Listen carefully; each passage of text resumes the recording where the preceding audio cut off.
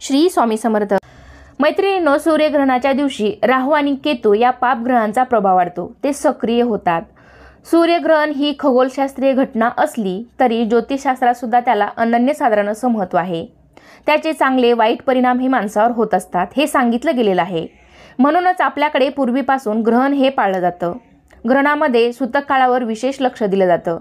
या काळात काही नियमांचं पालन करणं खूप महत्त्वाचं आहे। तर आजच्या व्हिडिओमध्ये आपण पाहणार आहोत या वर्षातील शेवटचे सूर्यग्रहण कधी लागणार आहे, हे ग्रहण भारतामध्ये दिसणार आहे का, तसेच गर्भवती महिलांनी हे ग्रहण पाळावे का, त्याचा सूतक काळ, वेद काळ, ग्रहण स्पर्श अशा अनेक प्रश्नांची उत्तरे तुम्हाला आजच्या व्हिडिओमध्ये मी देणार आहे। त्यासाठी व्हिडिओ शेवटपर्यंत पहा। चॅनेलवरती नवीन असाल तर चॅनेलला नक्की सबस्क्राइब करा। लगेचच व्हिडिओला सुरुवात करूयात। तर सर्वात प्रथम पाहूया सूर्यग्रहण म्हणजे काय।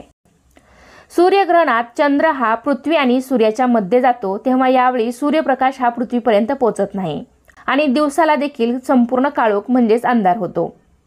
तर या सर्व घटनेला सूर्यग्रहण असे म्हणतात। ज्योतिषशास्त्रानुसार 2025 मधील शेवटचे सूर्यग्रहण हे 21 सप्टेंबर 2025 रोजी रविवारी होणार आहे। म्हणजेच या दिवशी रविवारी सूर्यग्रहण आणि पितृपक्षाची अमावस्या म्हणजे सर्वपित्री अमावस्या हे दोन्ही एकत्र आलेलं आहे। भारतीय वेळेनुसार हे ग्रहण 21 सप्टेंबर रोजी रात्री 10:59 पासून सुरू होईल ते पहाटे 3:23 पर्यंत असणार आहे। या ग्रहणाचा एकूण कालावधी हा 4 तास 24 मिनिटांचा असणार आहे। हे सूर्यग्रहण आंशिक सूर्यग्रहण असेल, म्हणजेच हे ग्रहण खंडग्रास सूर्यग्रहण असेल। याचा अर्थ असा की सूर्याचा काही भाग हा चंद्राच्या मागे झाकला जाईल। ज्योतिषशास्त्रानुसार सूर्यग्रहणाच्या 12 तास आधी हा सूतक काळ सुरू होतो आणि ग्रहण कालावधी संपल्यानंतर हा सूतक काळ संपतो। सूतक काळ फक्त त्या ठिकाणीच पाळायचा आहे जिथे ग्रहण दिसणार आहे। तर हे ग्रहण कुठे दिसणार नाही हे आपण जाणून घेऊया। तर सर्वात महत्त्वाची आनंदाची गोष्ट म्हणजे हे जे शेवटचे सूर्यग्रहण होणार आहे तर ते भारतात दिसणार नाही, त्यामुळे सूतक काळ देखील त्याचा वैध राहणार नाही। म्हणजे सूतक काळ आपल्याला पाळायची गरज नाही किंवा कुठलेही नियम पाळायची गरज नाही। विशेषतः गर्भवती महिलांनी हे ग्रहण पाळू नये असं सांगितलं जात आहे। तर मंडळी, मैत्रिणींनो, जरी हे ग्रहण भारतात दिसणार नसलं तरी ज्योतिषशास्त्रानुसार गर्भवती महिलांनी त्यांच्या आरोग्याची काळजी घ्यायला हवी, मन शांत ठेवावं असं ज्योतिषशास्त्र सांगतं। मैत्रिणींनो, ग्रहणाच्या दिवशी राहू आणि केतू या पापग्रहांचा प्रभाव वाढतो, ते सक्रिय होतात। सूर्यग्रहण ही खगोलशास्त्रीय घटना असली तरी ज्योतिषशास्त्रात सुद्धा त्याला अनन्यसाधारण असं महत्त्व आहे। त्याचे चांगले वाईट परिणाम हे माणसावर होतातच, हे सांगितलं गेलेलं आहे। या काळात निसर्गात होणाऱ्या बदलांचा मनुष्याच्या शरीरावर परिणाम होत असतो। त्यात गर्भवती स्त्रिया या 2 जीवांचा सांभाळ करत असतात। बाह्य स्थितीत त्यांच्या मनावर त्याचा परिणाम होऊ शकतो। म्हणूनच गर्भवती महिलांनी ग्रहण काळात विशेष काळजी घ्यायला हवी असं ज्योतिषशास्त्रात सांगितलं गेलेलं आहे। हिंदू धर्मामध्ये कुंडलीतील ग्रहांच्या हालचालीवर तुमच्या आयुष्यातील काही महत्त्वाच्या गोष्टी घडत असतात। ज्योतिषशास्त्रानुसार सूर्यग्रहण किंवा चंद्रग्रहण हे दोन्ही 12 राशींच्या लोकांवर परिणाम करतात। मैत्रिणींनो, धार्मिक दृष्टिकोनातून ग्रहणाची घटना शुभ मानली जात नाही। जर तुम्ही धार्मिक गोष्टीवर विश्वास ठेवत असाल तर मी जे पुढे तुम्हाला नियम सांगणार आहे तर त्या नियमांचं तुम्ही पालन करू शकता। असं मानलं जातं की ग्रहणाच्या वेळी काही विशेष गोष्टींची काळजी घेतली तर कुटुंबाच्या आणि व्यक्तीच्या जीवनावर वाईट परिणाम होत नाही। ज्योतिषशास्त्रानुसार ग्रहण काळात व्यक्तीच्या आजूबाजूच्या प्रत्येक गोष्टीवर परिणाम होतो, ज्याचा व्यक्तीच्या जीवनावर नक्कीच चांगला किंवा वाईट परिणाम हा होत असतो। तर हे टाळण्यासाठी ज्योतिषशास्त्रात अनेक नियम सांगितलेले आहेत। अशा परिस्थितीत गर्भवती महिलांनी या काळात काही गोष्टींची काळजी घेण्याचा सल्लाही ज्योतिषशास्त्र देतं। असे मानले जाते की ग्रहण काळात गर्भवती महिलांनी कोणतेही विशेष काम करू नये। असे केल्याने न जन्मलेल्या बाळावर त्याचा वाईट परिणाम होत असतो। तर असे कोणते नियम आहेत जे की ग्रहण काळात गर्भवती महिलांनी पाळायला हवेत?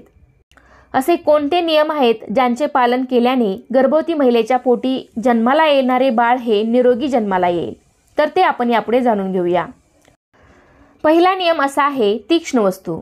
गर्भवती महिलांनी ग्रहण काळामध्ये चाकू, कात्री, सुया इत्यादी ज्या धारदार वस्तू आहेत तर त्या वस्तू ग्रहण काळामध्ये वापरणं टाळावं।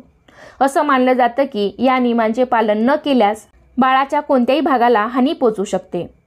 यानंतरचा दुसरा नियम आहे, घराबाहेर पडू नये। गरोदर महिलांनी सूर्यग्रहण काळात घराबाहेर पडणे टाळावे. असे मानले जाते की जर एखाद्या गर्भवती महिलेने ग्रहण पाहिले तर त्याचा थेट परिणाम तिच्या न जन्मलेल्या मुलाच्या शारीरिक आणि मानसिक आरोग्यावर होतो. जन्मानंतर मुलाच्या शरीरावर काही ना काही डाग हा नक्कीच पाहायला मिळतो. यानंतर तिसरा नियम असा आहे, ग्रहण काळामध्ये तयार केलेले अन्न टाळावे. गरोदर महिलांनी ग्रहण काळात तयार केलेले अन्न खाऊ नये. असे म्हणतात की यावेळी पडणारे जे काही हानिकारक किरण आहेत तर ते अन्न दूषित करतात. ग्रहण कुठेही दिसत असलं, भारतामध्ये कुठल्याही भागामध्ये किंवा जगामध्ये कुठल्याही भागात जरी हे ग्रहण दिसत असलं तरी त्याचे सूक्ष्म कण हे वातावरणामध्ये मिक्स झालेले असतात. तर त्या सूक्ष्म कणांचा आपल्यावरती, आपल्या बाळावरती कुठलाही परिणाम होऊ नये म्हणून हे ग्रहणाचे जे काही 3-4 तास आहेत तर ते तुम्ही नक्कीच पाळू शकता. यानंतरचा चौथा नियम असा आहे, ग्रहणानंतर अंघोळ करणं आवश्यक आहे.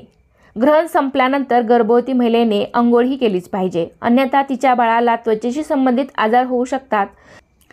तर मैत्रिणींनो, तुम्ही म्हणाल की ग्रहण हे रात्री संध्याकाळी 3:30 वाजता संपणार आहेत, मग आम्ही त्यावेळेस अंघोळ करावी का? तर नाही, तुम्ही ग्रहण संपल्यानंतर तुम्ही झोपून घ्यायचं आहे आणि मग तुम्ही सकाळी उठल्यानंतर कुठलेही काम न करता मग तुम्ही अंघोळ केली तरीही चालेल.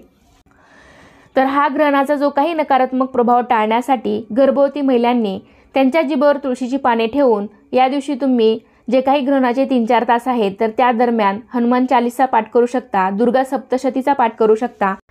यानंतरचा 5वा नियम असा आहे, ग्रहण काळामध्ये पती पत्नीने शारीरिक संबंध ठेवणे टाळावे. याशिवाय ग्रहण काळात झोपणे किंवा कोणतेही औषध घेणे, देवाच्या मूर्तींना स्पर्श करणे टाळावे.